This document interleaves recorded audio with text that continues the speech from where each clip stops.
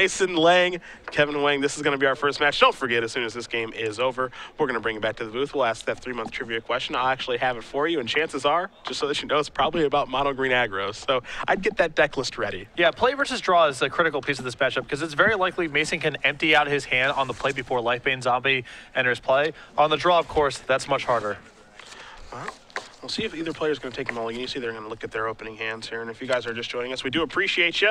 See, Mason's going to play Forest and pass the turn back. Cedric Phillips, Patrick Sullivan, we are in the quarterfinals here in Milwaukee. We've had some really exciting crowds in these feature match areas. That's cool with me. There's a lot of energy in the pit, which I like.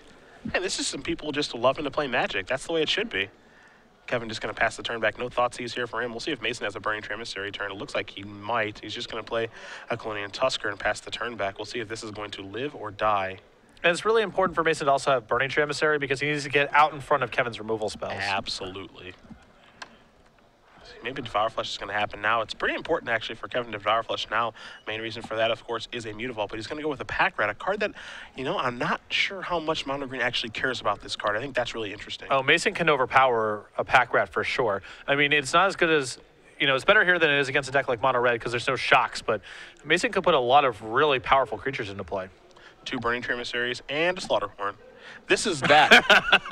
This is what you're talking about with all the powerful creatures. Yeah, and this is what I was also talking about, the critical part of being on the play. Mason can actually get his hand empty before Lifebane Zombie is a factor. Yep. On the draw, that's much harder.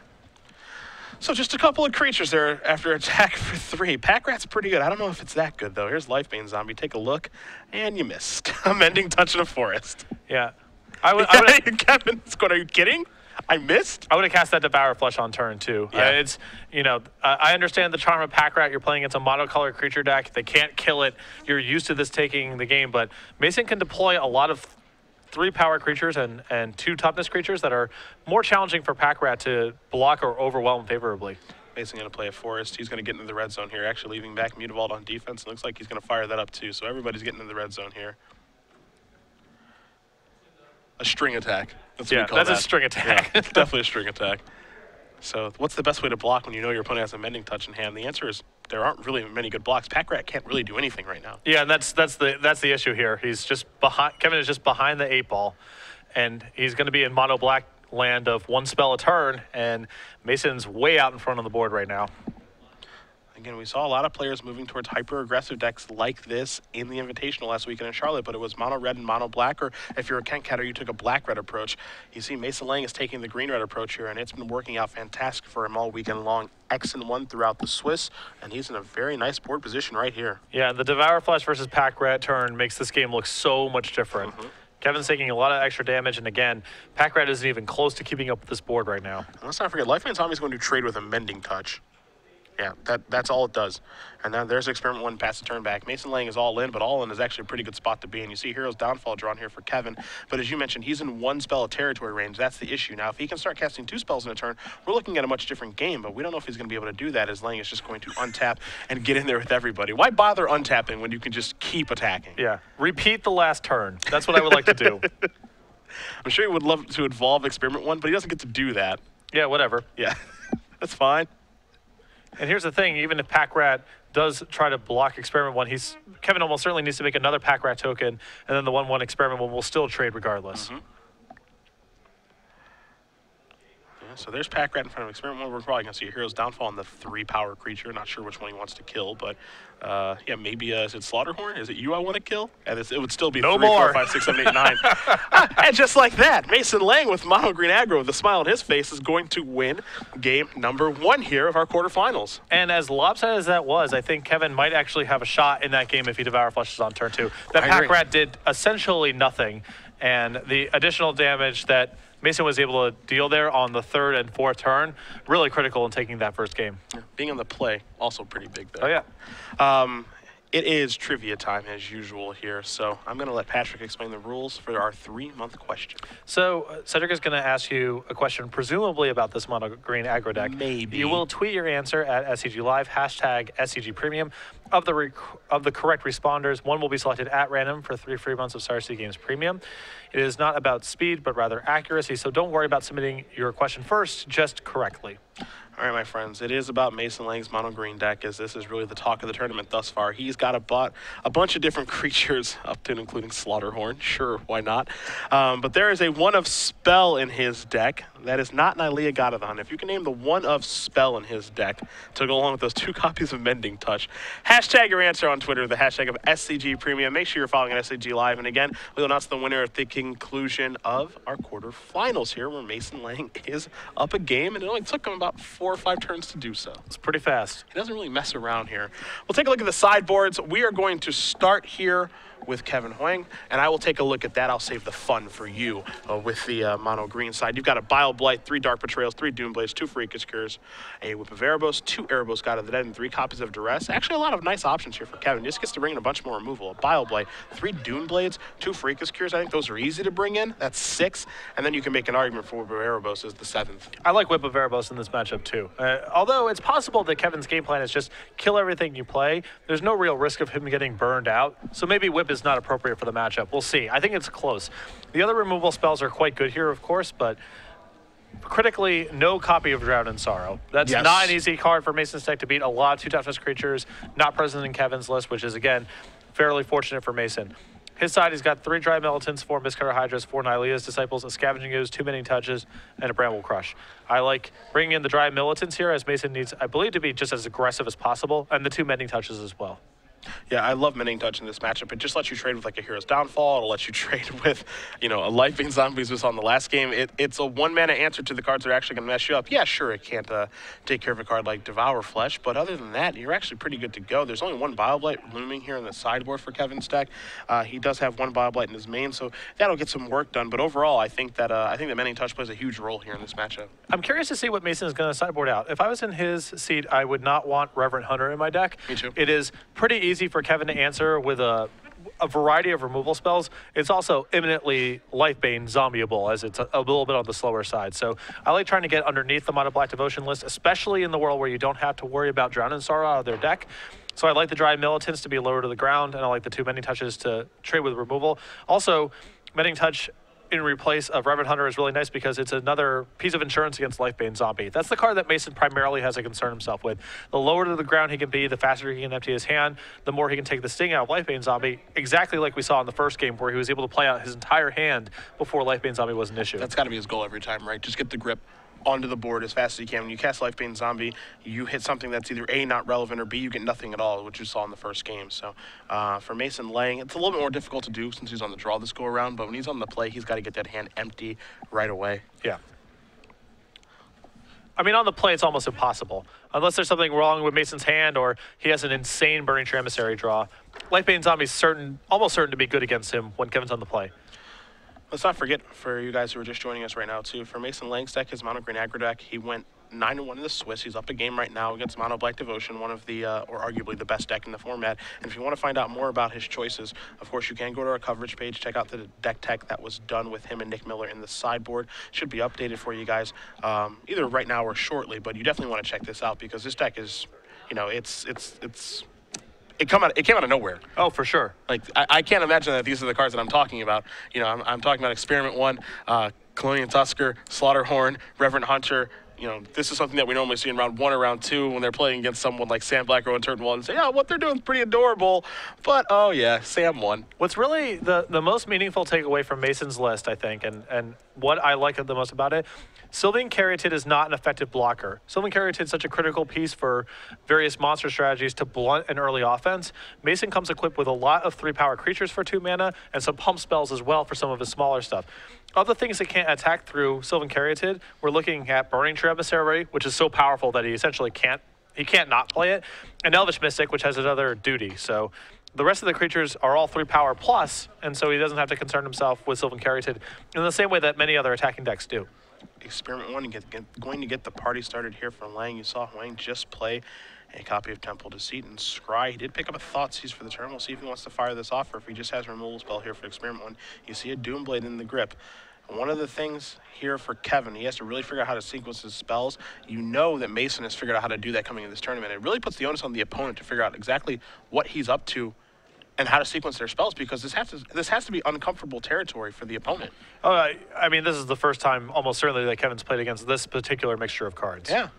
Scavenging Ooze is going to be resolved here. Experiment 1's evolution will be placed on the stack. We'll see if Kevin wants to use Doomblade, and if he does, on which creature. Both of these are worth killing, I think. Yeah. I like getting rid of the Experiment 1 here, and Kevin agrees. It can a second counter, then it becomes problematic to kill with removal, and you have a lot of ways to kill an Ooze, even if it grows. There's a Thoughtseize. So here comes the grip, a couple more Mutavaults along with the Burning Tree Emissary, a Boon Satyr, and a Brush Strider. So 1 forest really turns that hand on. Yeah. A lot of power here. Kevin, I think, is just trying to set the game up where Desecration Demon can take over, but Mason with a lot of power for mana in his hand, and Mutavault can also be a potentially effective tool against this demon as well. Not too much of a surprise, that Brad Thiessen is up a game here over Bradley Brown. Mono Blue Devotion up a game over Niagara. He was the 2 seed, so we got to even play first. Yeah, and like I said, that I believe is our most lopsided matchup in the quarterfinals. I got to agree with you. Thoughtseize is going to pick a card here. It's going to go with Boon Satyr. It's going to go with the real card, I guess you could say. You saw Mason point towards Brush Strider during a retake, and here's Pack Rat. Well, there's definitely an argument for taking Brush Strider. I mean, it's the only castable card in Mason's hand going in the turn. He did draw a second forest, which turns on a lot of his hand, but there was definitely an argument to take Brush Strider out of that hand. Thing is, we didn't think we were going to be saying on coverage today. Thoughtseize, take your Brush Strider. This is a Burning Tree Emissary. That is a Brush Strider. This is an attack for 2. Pack Rat obviously not going to block here, and Lange will pass the turn back. His deck will be put to the ultimate test right now, though, which I generally like, which is how good is your deck against Pack Rat? Yeah, and Mason's got a lot of tools to fight through this thing. How good is your deck against Desecration Demon? Well, again, Mason's got a lot of tools in play, and he does have these Mutavaults that are also great at tapping that Desecration Demon. Yeah. There's an Elvish Mystic. Probably going to see an activation of Mutavault here and be able to leave the green mana open. Trigger, sack, keep bashing. That's all he can do. Yeah, Brush Strider. Vigilance. Vigilance. My mistake. Will Pack Rat block the Brush Strider? Have we been reduced to this?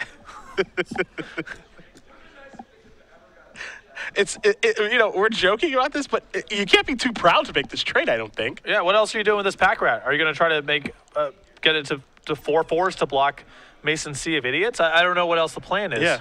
What else are you going to do? Yeah, and it is going to trade here. Now, Scavenging Ooze before damage, we'll see if he wants to activate the Scavenging Ooze. Yeah, to eat the Mystic. So it's going to become a 3-3. So it's going to come across for 3, 4, 5, 6, 7. Pack Rat's going to trade with the Brush Strider. This gives Scavenging Ooze more fuel. And I wouldn't be surprised here if Mason is just going to say, hey, okay, on your turn, you can attack with Desecration Demon if you want. I don't care. Yeah, I mean, Kevin does have Whip of Erebos in hand, but... And there's a Temple. The 5th land coming to play tapped here. There's a Grey Merchant over there as well, along with Whip, as you did mention. But you see, those are the last 2 cards in his hand, and Mason might actually be able to present, close to lethal this next turn. There's Whip, so he's probably sacrificing right away. I think he's got to sacrifice Burning Tree Emissary. Yeah, for sure. He can't allow the demon to hit here. Quick on tap, take a draw. Not quite sure what he drew. It's a creature. It's a Colonial Tusker. This is going to allow him to play a Mutavault, activate a Mutavault, come in here for 5. Gonna put Kevin down to 4. Pass the turn back with the Mutavault at the ready or something else to sacrifice to Desecration Demon, because again, he can't let that thing attack. Yeah, but I think this Grey Merchant might shift this game around. Yeah, we're getting close to stabilizing. 5 mana, it's gonna be a gain and drain for 6. That's a lot. So Kevin's gonna move up to 10, Mason's gonna move down to 15, but he can still attack here pretty well. That's an Ilea God of the Hunt. That is interesting. Yeah, the problem is that, again, Mason cannot get hit by this Desecration Demon now that it has lifelink. Yeah. So he has to commit, at the minimum, leaving a mana up to activate Mutavault, unless he's willing to sacrifice one of the creatures that he has in play. I wouldn't be surprised if he's okay sacrificing at this point Scavenging Ooze, because it provides the least amount of devotion. I think that he's going to have to sacrifice so many creatures over the course of these couple turns, plus whatever removal spells that Kevin has at the ready here, that he can't afford to. I think this Nihilea is just a dead draw. Yeah, I mean, my thought process here is maybe if he sacrifices Scavenging Ooze and then is able to draw a double green creature the next turn, then he can actually get in and sacrifice Mutavaults and things of that nature. I think it involves him having to actually draw a creature that is double green, though. Yeah. And that's not the best thing to have to play to, but I think that may give him the best opportunity to win. And if Kevin, the problem is if Kevin has any removal spell for the remaining creature, the whole thing gets blown up. Yes. It's a rock and a hard place certainly, but I think this is this is Mason's best line to try to win this game. Scavenging Ooze is actually going to eat another creature here. It looks like Grey Merchant may have blocked. Now, this is favorable here for Kevin, if it did, which it did not, because, of course, he could just go, okay, get it back with the Pavarabos, but he just let it through. So Kevin going to take a draw here. It's a Farika's Cure. He also drew a copy of Devour Flesh, and now 2 removal spells that he can play in 1 turn. That might be what does it. Yeah, and additionally, now he has also the option, if Mason gets low enough where he can Devour Flesh his Grey Merchant, get it back with Pavarabos, and trigger it again. Yep. So the Devour Flesh is super flexible for Kevin for a variety of reasons.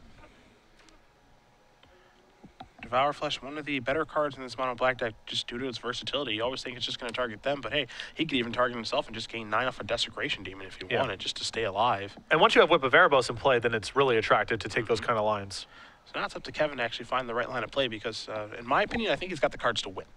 He just has to figure out how to use them. And it looks like he's going to call over a judge and ask a question, maybe wondering, can I Devour Flesh myself and then get the thing back with Whip and all these other things. So wants to make sure he doesn't make a mistake because if we're in a crucial point in this game. Yeah, this is, I mean, you know, like we've said, the game is definitely shifted in Kevin's favor. But there is some danger here. If that Scavenging Ooze is something Kevin can't kill right now, there's still cause for concern. He's not out of the woods just yet. And so you see Mason's going to rub his hands together and wait patiently. I think he knows we're going to go to a 3rd game here in a little bit, but we're going to bring it back to the booth here for now. The problem is that he's not asking a judge question if his hand's 2 lands. That's, and it's not clear that Mason has the ability to beat any spells at this point. Yeah. Every creature is really bad for him because it's just a life-leaking threat. Every removal spell gets closer and closer to the point where Desecration Demon actually connects and then the game's end. So Mason definitely up against the ropes here. Not out of it just yet, but things are looking bad. Yeah, things are looking really tough. Cedric Phillips, Patrick Sullivan back here in the booth momentarily. We'll head back to the match once the judge call is resolved. But one thing that's really interesting that's going on here is you kind of actually see a lot of bystanders behind Kevin. And I know you guys can't see it at home, but there are a lot of people interested in watching this mono green deck in action. Oh, this is a crowd. So we do join. The judge question has been resolved, and we'll see exactly what Kevin was wondering as he's just going to pass the turn back because he knows the Desecration Demon is not going to get to attack Mutavault's going to get sacrificed. And there you do see with Pavarabos, a card that has kind of slid out of mono black decks, but it's starting to work its way back in. We saw Turtenwald with some of those this weekend too. Yeah, it's definitely powerful at this stage of the game. Unclear if it's actually better than simply having another removal spell or discard spell in the deck, but it is putting a lot of pressure on Mason to tap this Desecration Demon every turn. Now Mason knows he can't afford to get hit. That's a 10-10 Desecration Demon now. Not only would Kevin gain 10 life and go up to 16, but Mason would fall to 6. Yeah. Doesn't take much more after that. So Kevin waiting patiently here, trying to figure out exactly everything he should do because he does have a Farika's Cure in his hand, so we could very easily see him say attack with my Grey Merchant. Sure, you want to block with the 3/3, that's fine. Farika's Cure to finish it off, gain 2 life, get that thing off the table. I would be, I wouldn't be surprised actually if Mason blocked here because this attack looks a little strange. And Kevin's really unsure of himself. He wants to attack. What are the ramifications if I attack versus not attacking? If I attack and he doesn't block, what happens? Sure, I go up to 8, but is that good when I'm going to actually take some counter hits back? Yeah, he does have to concern himself with Slaughterhorn potentially as well. So there's a block immediately by the Tusker. Huang's going to go up to 8. So it looks like he may have gotten what he wanted. And here's the Cure. Finish that off. Now this would put Huang up to 10, so he's doing a beautiful job of stabilizing. Yeah, and he's just slowly squeezing away all of Mason's creatures as Mason is compelled to sack something every turn of that demon. And again, this isn't too much of a surprise, given that Kevin was on the play. This matchup is entirely different depending on who was actually on the play versus the draw. Right. So the Nylea and the Grip to go along with, I believe, another copy of Scavenging Ooze. Mason going to start by attacking here for 5. He says just 5. Gonna take a look at the graveyard. There are a bunch of creatures down there, obviously, along with 2 of the 3 Mutavaults that Lange has drawn this game. It's really interesting the contortions that the Scavenging Ooze is creating for Kevin's Whip as well. That's true. That's really true. Probably could have chump blocked one creature last turn if that Scavenging Ooze wasn't in play. One of the better cards, causes a lot of trouble. See Lange deciding if he wants to deploy something now. Do I want to activate Scavenging Ooze before damage? Deal you 5, could deal you more than 5. Can still leave up Mutavault to actually sacrifice a creature to your Desecration Demon, but the Devour Flesh in Kevin's hand makes that very difficult. Yeah. I mean, because of the removal spell in Kevin's hand, Mason almost certainly has to draw a creature this turn to keep his head above water. I also like the spot that this puts, by casting Devour Flesh right now, I love the spot that this puts Huang in. It says before damage, cast Devour Flesh. Do you want to sacrifice Mutable or do you want to sacrifice Scavenging Ooze? Either one I'm cool with. And so he's going to activate this. Lane's going to gain a little bit of life. It doesn't matter a ton. And as you mentioned, it's actually on Mason to draw a creature every turn now. Yeah. And even then, it's not clear that he has enough to work with. The fact that Scavenging Ooze is big, that definitely helps. There's the other Scavenging Ooze. Pass the turn back. That little baby Scavenging Ooze is going to be used for fodder, assuming that Huang does not draw a removal spell for it. This is attack step. Yep, sacrifice that. This is obviously okay. That's also very good here. Yeah, that might be lights out. There's a second Desecration Demon. Mason going to draw a card, and yeah, he's going to pick it up really fast. So Kevin Huang is going to tie it up here between him and Mason Lange. Mono Black Devotion versus Mono Green Aggro. They're going to move to a third one. And not surprising, Kevin again on the play with so much removal in his deck post-board. Probably a pretty significant favorite to win that game. The real test is going to be right now. Yeah. We're going to go to a third one in just a moment here, and this is where things get really interesting, and this is why seeding is so important and why I love this new rule. Yeah. You know, no die roll nonsense. You've had a beautiful tournament. You work your way up to the top. It's worth it. You know, and I just love the incentive for people to actually play out their matches towards the end of the tournaments. Me You too. know, the more and more that Table 1 and Table 2 and Table 3 are actually playing rather than drawing, I think the better it is for people watching the tournament and watching the coverage and so forth. So I'm a big fan. And this mono green deck on the play is mighty good. Yeah, it really good. shifts the power of Lifebane Zombie, really shifts the power of Devour Flesh. There's a lot of cards in Kevin's deck that get substantially worse when he is on the draw in this matchup. We'll see what Mason Lange can put together for game number 3. I'm being told right now as well that the deck tech with Mason is up on our coverage page right now. So if you guys want to check that out after this match, I would encourage you to do so. He seems like a pretty fun guy. I haven't got to talk to him this weekend, but you can tell he's having some fun here with his Batman shirt and his green deck. Yeah, I chatted with him briefly. He's having a ball. Yeah, it'd be hard not to. Right. Slaughter hoarding people out of the ballpark. Yeah. It seems like an absolute blast. Again, in some of our other matches here, Brad Thiessen has won game number 1 over Bradley Brown, so Mono Blue Devotion is up a game over Naya Aggro. The winner of that match will play the winner of this match. On the other side of the bracket, that is where the Revelation decks do hide. You've got Rob Liska still in game 1 against Jared Roca, Red White Burn versus Esper. If that match is still in game 1, that probably favors the Esper player. Most likely. And then you've got Adrian Sullivan playing Blue White against Eric Hawkins. That's our backup match. We'll be heading to that after this, and that one is also still in game 1. Blue White versus Jund Monsters.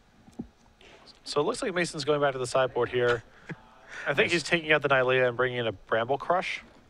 Well, thank goodness for that. Yeah, just get him. Yeah. An expensive Stone Rain. Sure. I like it. Can kill a Whip too. You can do that. I think that is just going to be used as a 4-mana Stone Rain in this matchup, which is fine. Oh, and furthermore, there's also just an incentive on Mason's side of the table to remove creatures if they're inefficient for spells because of Lifebane Zombie. All other things being equal, he should be trying to cut those 3 or 4 mana creatures out of his deck because Lifebane is just so well suited to fight those threats. So I generally enjoy, I have a Twitter here. I'm wondering if, is it just me or is Mason a long-lost friend of Jerry Thompson? There's some resemblance. There's a little bit of Jerry There's T a there. little resemblance. Yeah. Not as much angst. There's a little resemblance. Like a more self-actualized Jerry Thompson. Yeah. Yeah. Yeah. I think that Mason has better hair than Jerry, though. Well, I mean, you can't say Jerry's hair like it's one thing. That went through so many stages. Did go through a lot of phases. Yeah. But here's the real question. Would Mason wear a dress out of the Open Series like Jerry did? Well, I don't know him well enough to say. Yeah. Would Mason lose a bet to Brad Nelson and wear a dress at the Open Series?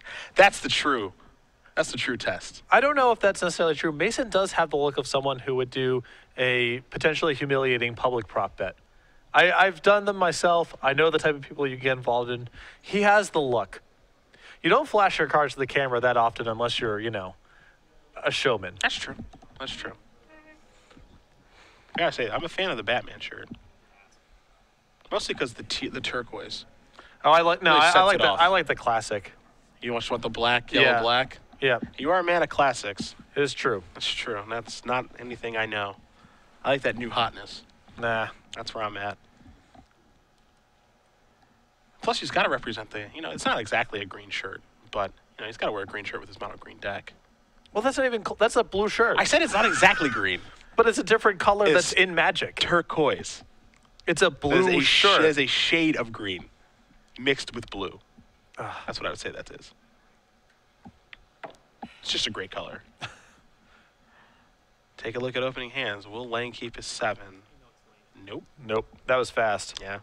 Now, to be fair, in the first time that we covered Mason, we played against Blue-White Control, which we thought was his win in a match, but he actually had to win again, which he obviously did.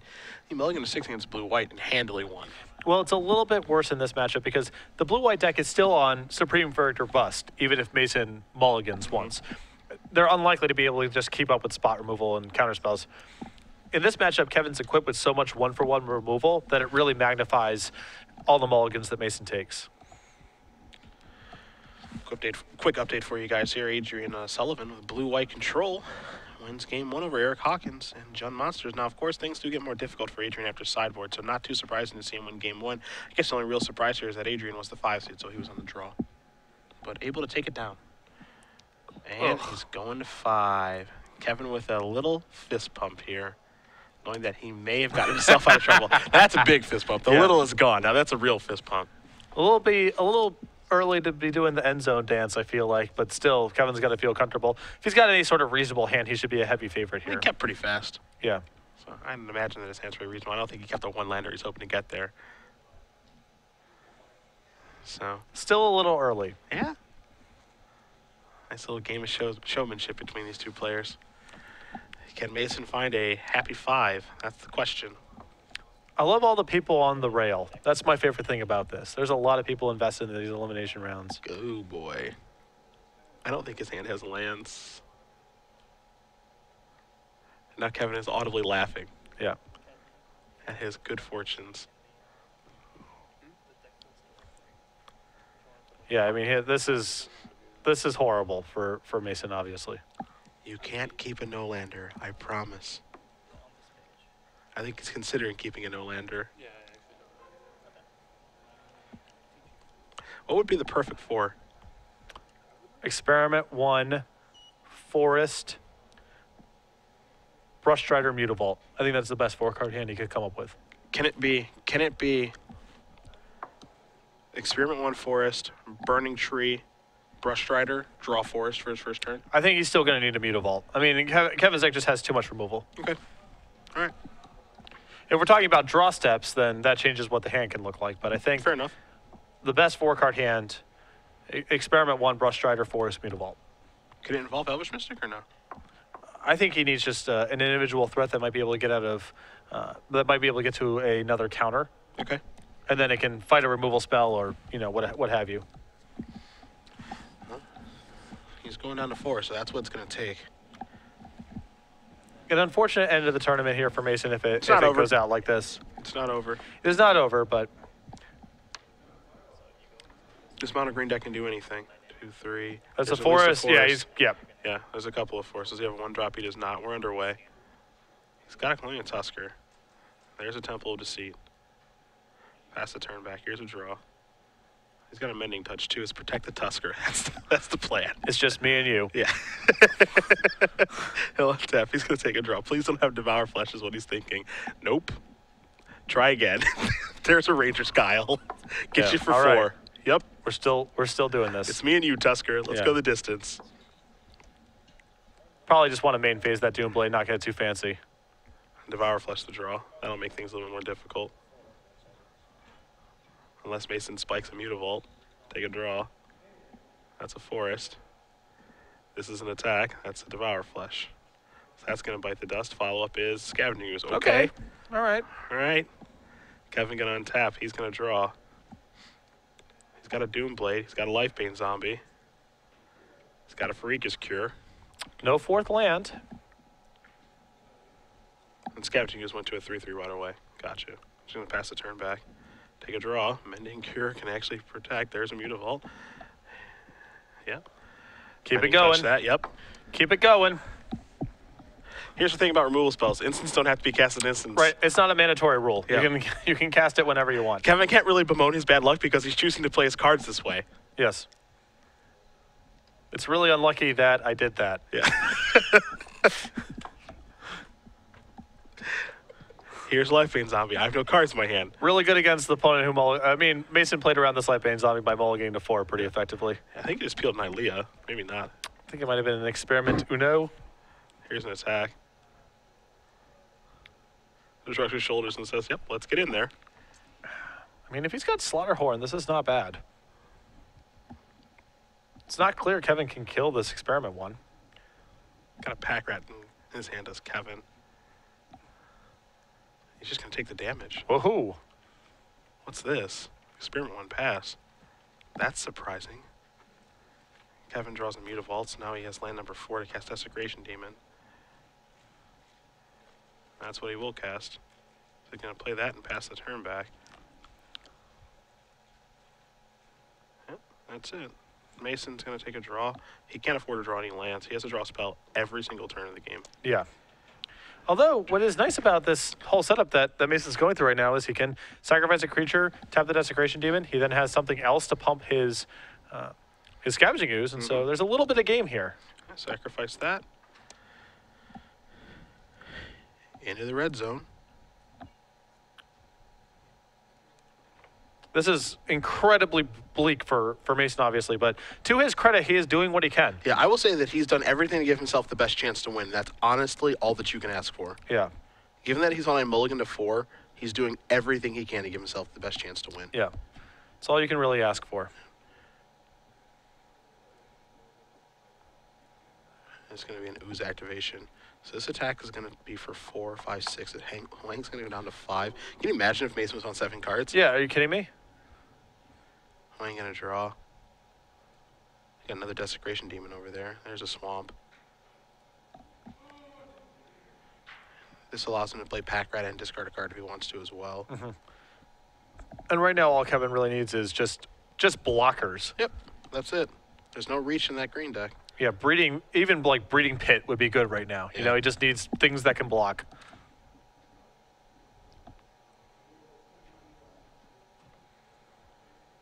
Mason putting up one hell of a fight right now. This is this is great. It's very likely Mason loses this game, but it is awesome watching him fight like this. Yeah. He could have just packed. He could have just tapped the mat here, but he's battling. There's a Pack Rat.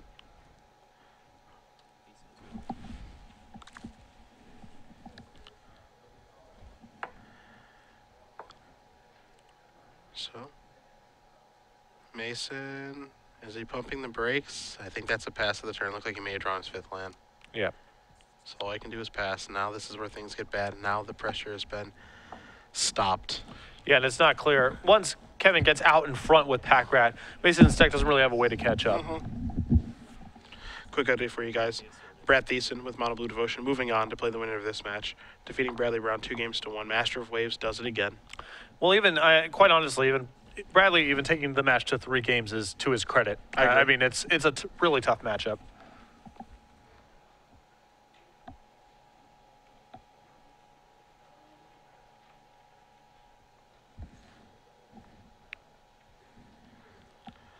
So what does Kevin want to do this turn again? He just needs to, I mean, he's in the driver's seat here. He just needs to not take any risks, knows exactly what Mason 75 is, and knows the cards that he has access to. There's nothing that can really come as a surprise here. Just needs to play it safe.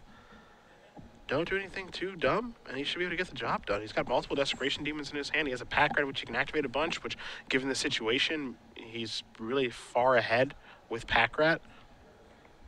I mean, even in the event that Mason did something weird like Sideboard and Mistcutter Hydra, Kevin has insurance against that in multiple different ways. He's got all the information. I'll take a look at the graveyard here. A couple of creatures down there, just an experiment 1 for Scavenging Ooze to grow. I mean, the only actual way that Mason even has a theoretical chance out of this involves Nylea giving his team trample. And even then, you know, we're talking really slim stuff. I think you're playing the situation is just make it rain demons. That's it. There's nothing that Mason can do about this. If he's sacrificing creatures, sure, he's pumping his ooze, but he can't control the demons forever. And those demons hit hard and close the game out quickly. Yeah.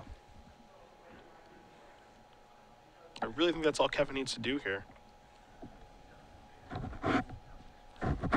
So he does deploy one of the Desecration Demons. He doesn't get to attack with that one just yet. That does not have haste. It's got a lot of things. Doesn't have haste, though. Mason going to remove a couple creatures here from the graveyard. Makes Kevin use a little bit bigger, so he can try to tussle with those 6/6s. And saying go there and sitting on defense is curious, too. Yeah, I mean, I think he can just play this game more aggressive. And he can also continue to play it pretty safe, but I also think he can just play the game more aggressive than he actually is. I think he can attack with that 7/7 demon, for example. What's the worst that can happen? Hard to imagine something going wrong here. Yeah, again, this isn't a situation where, Mason is drawing to a card like Revenge of the Hunted, the miracle card from Adversary Restored, and then there's some sort of, crazy blowout, or there's a card like Stonewood Invocation or anything like that. The information is public. Both players have each other's deck lists, so there is only a, there's a finite number of cards that Mason can have. Right. And none of them actually do anything that's really troublesome. As here's an attack for 7. So Mason's going to go down to 20 now. And there's another copy of Desecration Demon before passing the turn back. Yep, there's a Boon Satyr. So take a draw here. So that's a 4/5. That's a 4/8/9. That's a 10 power creature. 10/8. Yep. But far too small. Yeah. Doesn't be 2 Desecration Demons in combat, that's for sure. Mason going through the iteration, thinking, all right, what can I do to get myself out of this? I sure did give it one heck of a shot early in the game, but Kevin did a nice job of stabilizing. Yeah, I mean, he's seeing what he can do here. I think Kevin's given him a little more rope than maybe was necessary. But it's just so hard to imagine Mason getting out of this jam.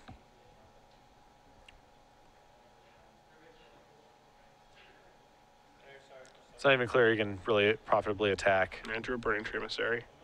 Trigger's not going to do much, just has to pass the turn back. And yeah, he knows he's beat. He's going to extend the hand. Mason Lange with one heck of a run, but Kevin Huang is going to win this match 2-1. Mono Black Devotion is moving on to play against Brad Thiessen and Mono Blue Devotion tomorrow morning. Well, congratulations to Mason. A great run, very cool deck, a lot of enthusiastic play on camera, and again, really battled there on that mulligan to 4. I mean, he did as well as he could given the circumstances. Nothing to be ashamed of. I'm sure he's a little frustrated right now, but that was a great fight he put up in that third game.